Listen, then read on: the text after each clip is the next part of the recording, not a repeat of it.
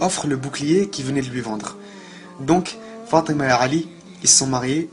Elle avait 19 ans à l'époque et Ali 21. Le prophète alayhi salat salam lui-même a fait la cérémonie du mariage. Pendant la walima, le repas de noces, ils ont servi aux invités des figues et des dattes. Et il y avait un homme riche des Ansar qui a fait un don d'un bélier et d'autres personnes faisaient des dons de céréales, de blé, etc.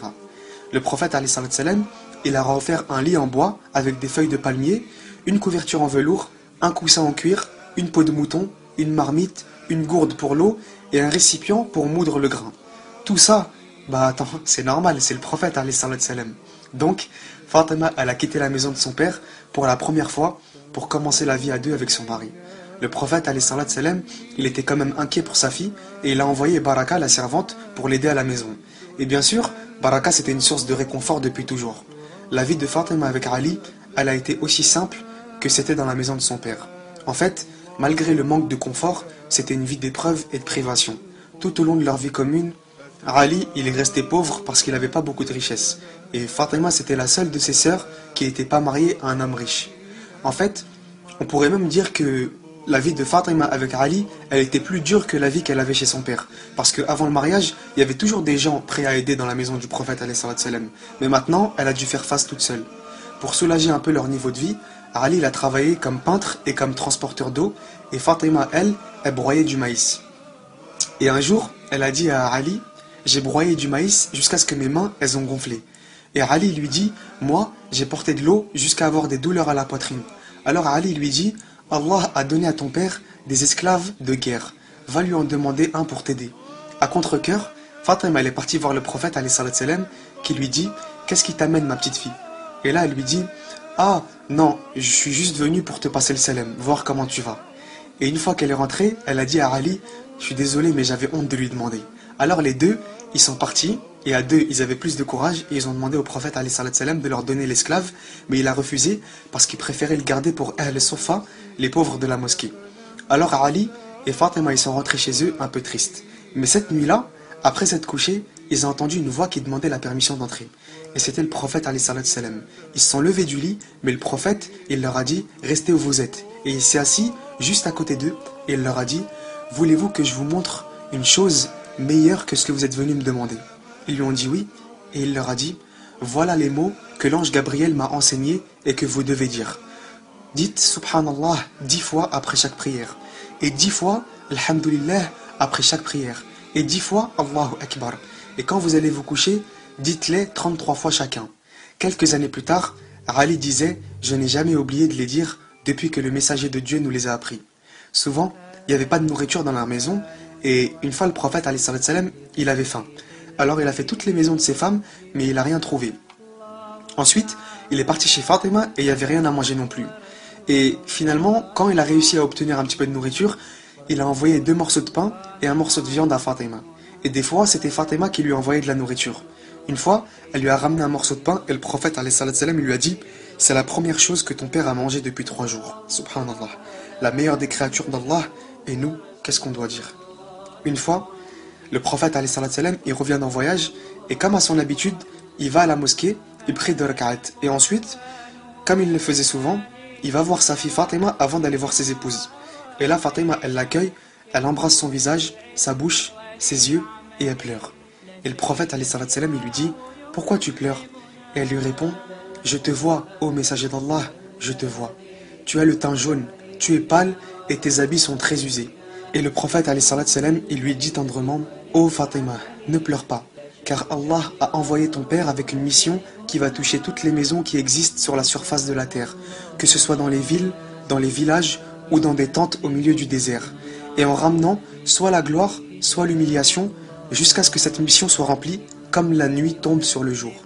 Fatima, elle est finalement revenue vivre dans une maison juste à côté de celle du prophète alayhi salam. Cette maison, elle a été donnée par un généreux Ansar qui savait que le prophète alayhi salam se réjouirait d'avoir sa fille en tant que voisine. Ensemble, ils ont partagé les joies et les triomphes, les douleurs et les privations. Au milieu de la 2e année après l'hégire, sa sœur Ruqayya, elle est tombée malade de la fièvre et de la rougeole. Et c'était peu de temps avant la grande bataille de Badr.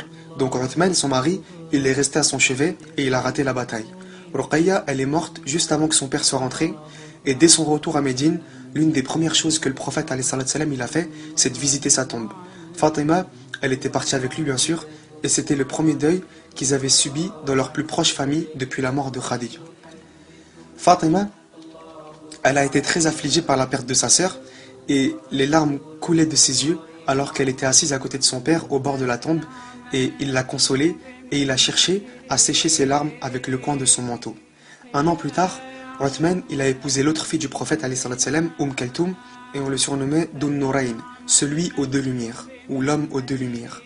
La souffrance de la famille pour la mort de Ruqayya, elle a été suivie par le bonheur, quand Fatima elle a donné naissance à un garçon au mois de Ramadan de la 3e année de l'Hégire.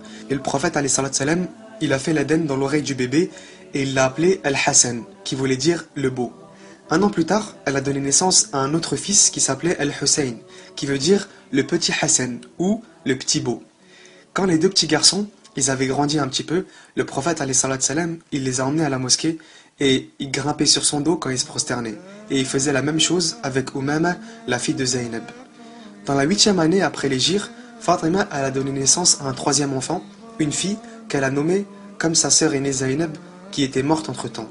Le 4e enfant de Fatima, c'était aussi une fille, et elle l'a appelée Kaltoum en hommage à sa sœur qui était décédée juste avant la naissance du bébé. Ce n'est que par Fatima que la descendance du prophète elle a été perpétuée. Tous les garçons du prophète ils étaient morts dans l'enfance, et les deux enfants de Zaynab qui s'appelaient Ali et Umama, ils sont morts jeunes aussi. Abdallah, l'enfant de Ruqayya, il est aussi mort quand il avait à peine 2 ans. Donc, ça, c'est une raison supplémentaire pour que le respect et l'amour du prophète envers Fatima y soient forts. Et regarde, malgré toutes ces grossesses qu'elle a eues, les accouchements, l'éducation des enfants et tout le reste, elle s'occupait quand même des affaires de la communauté. Avant son mariage, elle était comme une sorte d'hôtesse pour les pauvres et Ahl al-Suffa, les pauvres qui vivaient à la mosquée du prophète. Quand la bataille de Uhud elle était finie, elle est partie avec d'autres femmes sur le champ de bataille pour soigner les blessures de son père. Pendant la bataille du fossé, elle a encore joué un rôle important, un rôle de soutien avec d'autres femmes dans la préparation de la nourriture pendant tout le temps où l'armée d'Abu Sufyan ils attendaient devant le fossé. Les musulmans ils attendaient aussi, donc fallait bien les nourrir. Elle est partie avec sa sœur Kulthum accompagner le prophète et les musulmans pour libérer la Mecque. C'est aussi la femme qui a reçu l'annonce de la mort proche de son père quand le prophète lui a dit « Jibril récitait le Coran pour moi et je lui récitais une fois par an, mais cette année, il l'a récité avec moi 2 fois. Je ne peux pas m'empêcher de penser que mon heure est venue. » Suite à ça, le prophète il est tombé gravement malade et ces derniers jours, il les a passés chez Aïcha. Et quand Fatima est venue lui rendre visite, Aïcha, elle laissait le père et sa fille seuls ensemble. Un jour, le prophète a appelé Fatima. Quand elle est arrivée, il l'a embrassée et il lui a murmuré quelques mots à l'oreille. Ensuite, elle a pleuré. Après ça, il a chuchoté quelque chose d'autre dans son oreille et là, elle a souri. Aïcha, elle avait vu cette scène. Elle lui a demandé plus tard pourquoi elle riait et elle pleurait en même temps. Et Fatima lui a dit, il m'a d'abord dit qu'il allait rencontrer son Seigneur après un court moment et j'ai pleuré. Puis il m'a dit, ne pleure pas car tu seras la première de ma famille à me rejoindre. Donc, j'ai souri. Peu de temps après, le prophète est décédé et Fatima avait énormément de chagrin et depuis ce jour, on la voyait souvent pleurer. Un matin, au début du mois de Ramadan, un peu moins de 5 mois après la mort de son père, Fatima s'est réveillée bizarrement heureuse et pleine de gaieté. Dans l'après-midi de ce jour, elle a appelé Selma bint Umays qui la cherchait et elle lui a demandé de l'eau et elle a pris un bain. Ensuite, elle a mis de nouveaux vêtements et elle s'est parfumée. Elle a demandé à Selma de mettre son lit dans la cour de la maison avec son visage tourné vers le ciel. Elle a fait appeler son mari Ali. Quand il l'a vu couché au milieu de la cour, il lui a dit « Qu'est-ce qui va pas ?» Elle a souri et elle lui a dit « J'ai un rendez-vous aujourd'hui avec le messager de Dieu. » Ali, il a pleuré et Fatima, elle a essayé de le consoler. Elle lui a dit de s'occuper de leurs fils Al-Hassan et Al-Hussein. Et elle lui a dit qu'elle voulait être enterrée sans cérémonie. Elle a regardé vers le ciel à nouveau, puis elle a fermé les yeux. Son âme est sortie et elle est partie honorer le rendez-vous qui l'attendait. هذا ما أعلم والله أعلى وأعلم سبحانك اللهم وبحمدك أشهد أن لا إله إلا أنت أستغفرك وأتوب إليك والسلام عليكم ورحمة الله وبركاته